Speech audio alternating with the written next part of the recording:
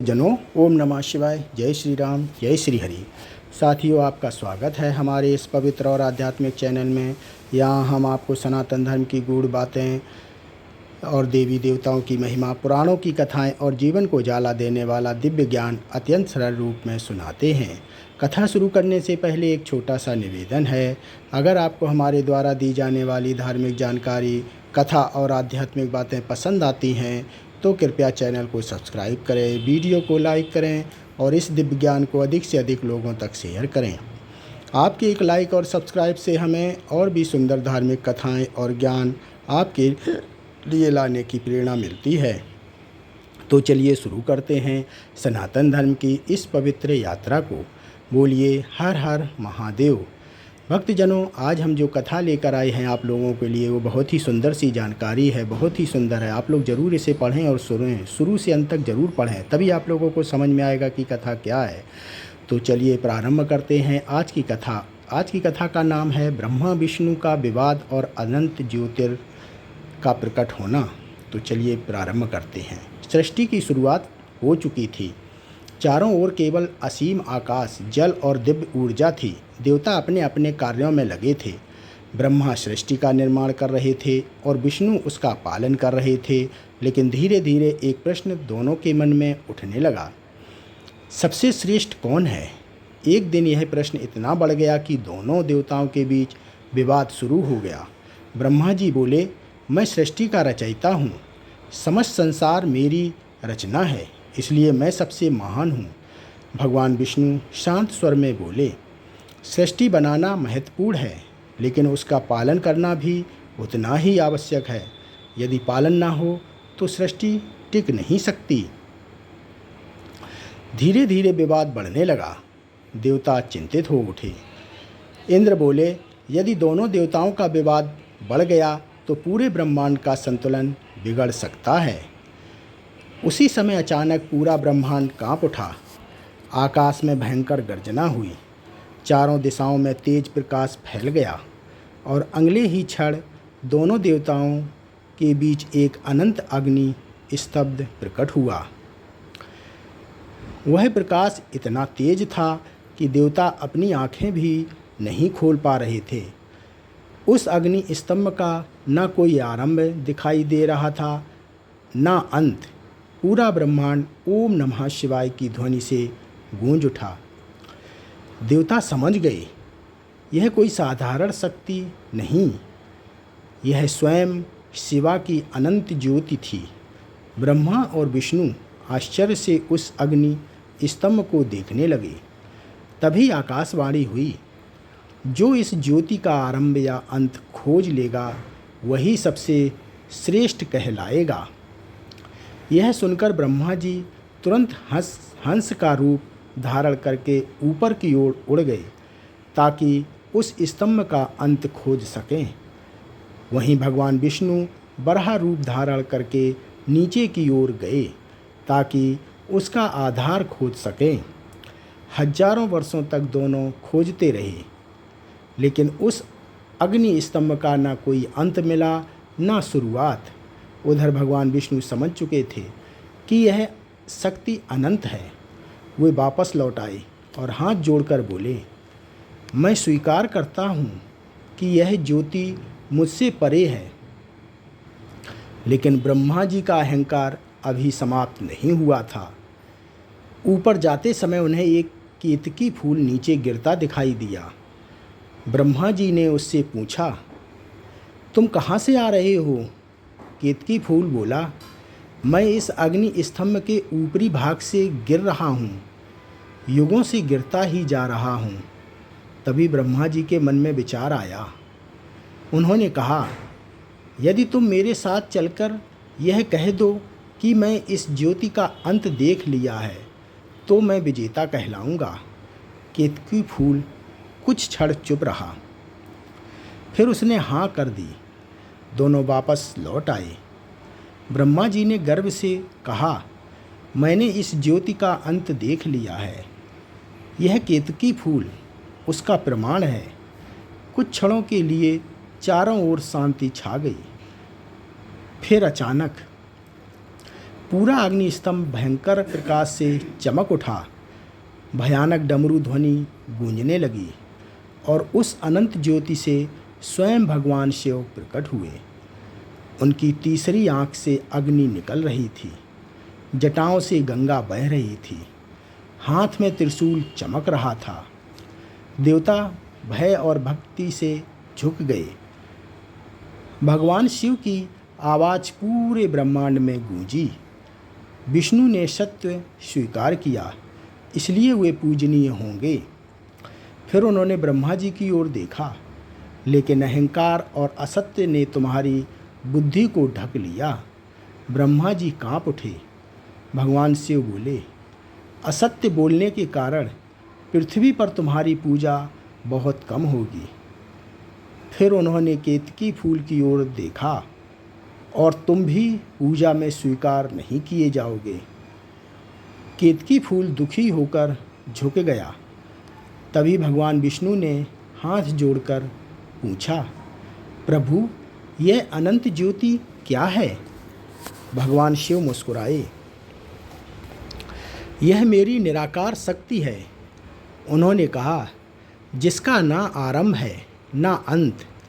फिर वह अनंत अग्नि धीरे धीरे शांत होने लगी, और जहाँ जहाँ उसकी दिव्य ऊर्जा पृथ्वी पर गिरी, वहाँ वहाँ दिव्य ज्योतिर्लिंग प्रकट होने लगे। देवता आश्चर्य से देखने लगे। भगवान शिव बोले, कलयुग में मनुष्य इन स्थानों पर आकर मेरी उपासना करेंगे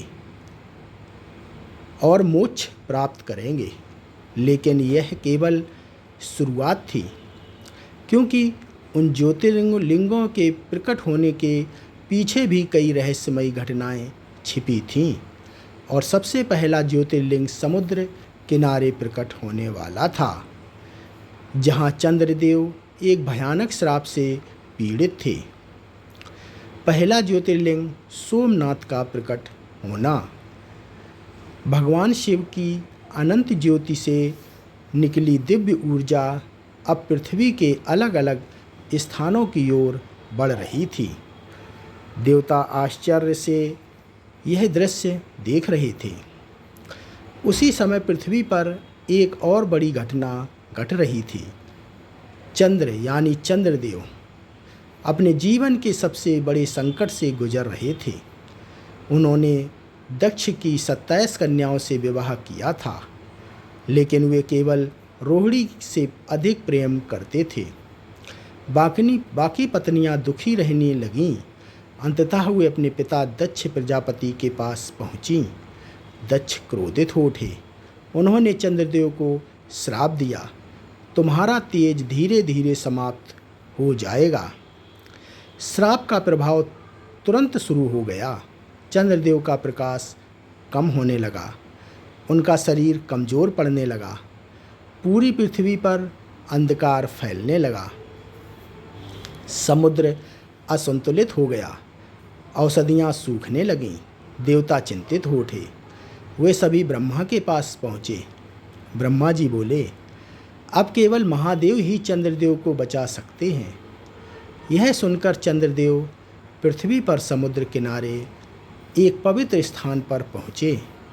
वह स्थान आज सोमनाथ मंदिर के नाम से प्रसिद्ध है। चंद्रदेव ने वहाँ कठोर तपस्या शुरू कर दी। दिन रात वे ओम नमः शिवाय का जाप करने लगे। हजारों वर्षों तक उनकी तपस्या चलती रही। उनका शरीर कमज़ोर होता गया, लेकिन भक्ति और मजबूत होती गई। अंततः एक दिन पूरा आकाश दिव्य प्रकाश से भर गया। भयंकर डमरू ध्वनि गूंजी और स्वयं भगवान शिव प्रकट हुए। चंद्रदेव तुरंत उनके चरणों में गिर पड़े।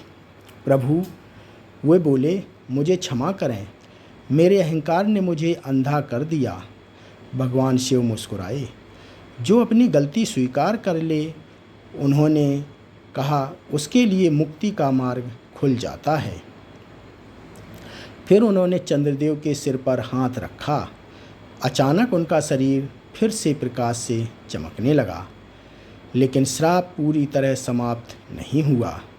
भगवान शिव बोले, तुम एक पक्ष में घटोगे और दूसरे पक्ष में बढ़ोगे, ताकि संसार हमेशा याद रखे कि जीवन में उतार चढ़ाव आते रहते हैं। चंद्रदेव भावुक हो उठे।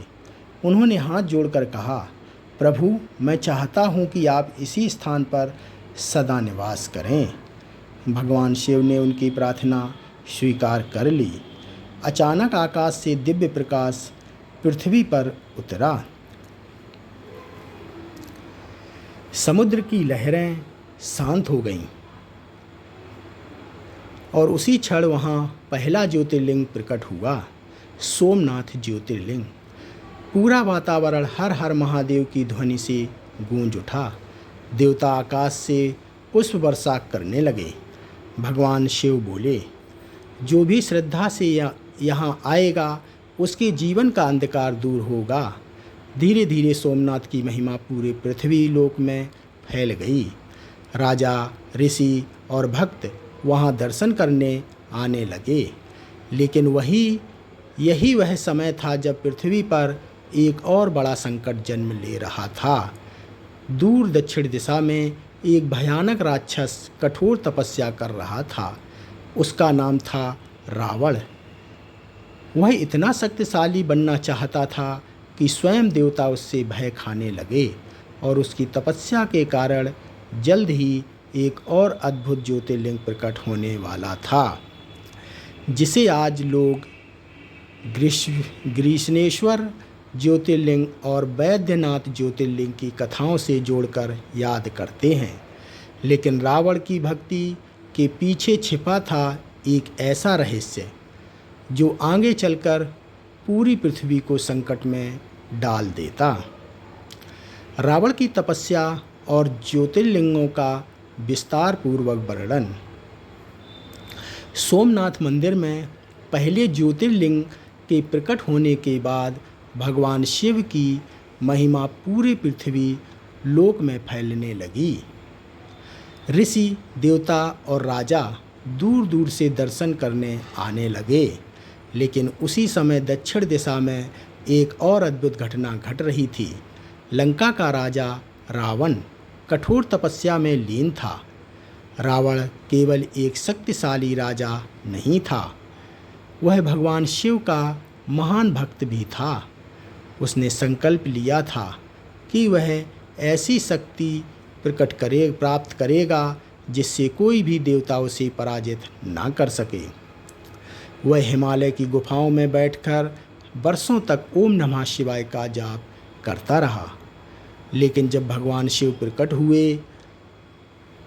प्रकट नहीं हुए तो रावण ने अपनी तपस्या और कठोर कर दी। कहा जाता है कि उसने एक एक करके अपने सिर काटकर भगवान शिव को अर्पित करने शुरू कर दिए। देवता भयभीत हो उठे। इंद्र बोले, यदि रावण को महादेव का पूर्ण वरदान मिल गया तो वह तीनों लोकों पर अधिकार कर सकता है। लेकिन रावण की भक्ति सच्ची थी। जब उसने अपना 10वां सिर काटने का संकल्प लिया, उसी क्षण पूरा आकाश डमरू की ध्वनि से गूंज उठा और भगवान शिव प्रकट हो गए। उन्होंने तुरंत रावण के सभी सिर पुनः जोड़ दिए। रावण भावुक होकर उनके चरणों में गिर पड़ा। प्रभु, वह बोला, मैं चाहता हूँ कि आप लंका में निवास करें। भगवान शिव कुछ क्षण शांत रहे। फिर उन्होंने अपनी दिव्य शक्ति से एक ज्योतिर्लिंग प्रकट किया। वह ज्योतिर्लिंग तेज प्रकाश से चमक रहा था। भगवान शिव बोले, यदि तुम इसे बिना कहीं रखे लंका तक ले जाओगे तो मैं वहाँ स्थापित हो जाऊँगा। रावण प्रसन्न हो उठा। उसने ज्योतिर्लिंग उठा लिया और लंका की ओर चल पड़ा। लेकिन देवता चिंतित हो गए। वे जानते थे कि यदि महादेव लंका में स्थायी रूप से स्थापित हो गए तो रावण और भी अजेय बन जाएगा। तभी देवताओं ने गणेश से सहायता मांगी। भगवान गणेश एक छोटे बालक का रूप धारण करके पृथ्वी पर आए। उधर रावण कई दिनों की यात्रा के बाद थक चुका था। उसे संध्या समय पूजा करने के लिए रुकना पड़ा, लेकिन समस्या यह थी कि वह ज्योतिर्लिंग को जमीन पर नहीं रख सकता था। तभी उसे एक बालक दिखाई दिया।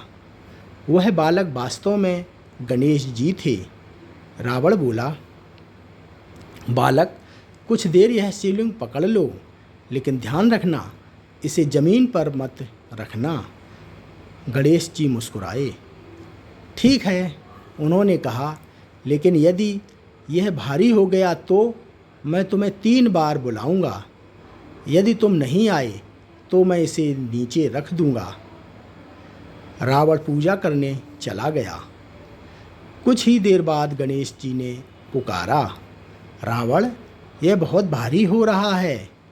लेकिन रावण अभी पूजा में था। तीसरी पुकार के बाद गणेश जी ने ज्योतिर्लिंग को पृथ्वी पर रख दिया। जैसे ही शिवलिंग धरती को छुआ, वह वहाँ स्थिर हो गया। रावण दौड़ता हुआ वापस आया। उसने पूरी शक्ति लगाकर शिवलिंग को उठाने की कोशिश की, लेकिन वह हिला तक नहीं। क्रोधित होकर उसने शिवलिंग को दबाया। कहा जाता है कि उसी स्थान पर बाद में वैद्यनाथ ज्योतिर्लिंग की स्थापना हुई। रावण समझ गया कि यह सब भगवान शिव की इच्छा थी। वह दुखी होकर लौट गया।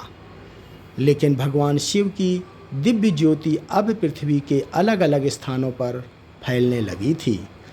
कहीं पर्वतों में ज्योतिर्लिंग प्रकट हुए, कहीं नदियों के किनारे, कहीं घने जंगलों में। महाकालेश्वर ज्योतिर्लिंग में महाकाल रूप प्रकट हुआ। केदारनाथ मंदिर हिमालय की बर्फीली चोटियों पर प्रकट हुआ। काशी विश्वनाथ मंदिर मोक्ष का द्वार बना। हर ज्योतिर्लिंग के पीछे एक अलग रहस्य और चमत्कार छिपा था। लेकिन देवताओं के मन में अब भी एक प्रश्न था, आखिर केवल 12 ज्योतिर्लिंग ही क्यों प्रकट हुए? पर तभी भगवान शिव ने एक ऐसा रहस्य बताया जो ब्रह्मांड के संतुलन और समय के चक्र से जुड़ा हुआ था। और वही रहस्य आगे चलकर 12 ज्योतिर्लिंगों की सबसे बड़ी पहचान बना। 12 ज्योतिर्लिंगों का अंतिम रहस्य और उसका दिव्य महत्व। पूरे ब्रह्मांड में अब भगवान शिव की दिव्य ज्योति फैल चुकी थी। पृथ्वी के अलग अलग स्थानों पर प्रकट हुए ज्योतिर्लिंग भक्तों के लिए आस्था और मोक्ष का केंद्र बन चुके थे। देवता, ऋषि और साधु एक प्रश्न को लेकर अब भी चिंतित थे, आखिर केवल 12 ज्योतिर्लिंग ही क्यों प्रकट हुए? एक दिन सभी देवता कैलाश पर्वत पहुँचे। विष्णु ने हाथ जोड़कर पूछा, प्रभु, आपकी शक्ति तो अनंत है, फिर पृथ्वी पर केवल 12 ज्योतिर्लिंग ही क्यों स्थापित हुए? भगवान शिव मुस्कुराए। उनकी आंखों में गहरी शांति थी।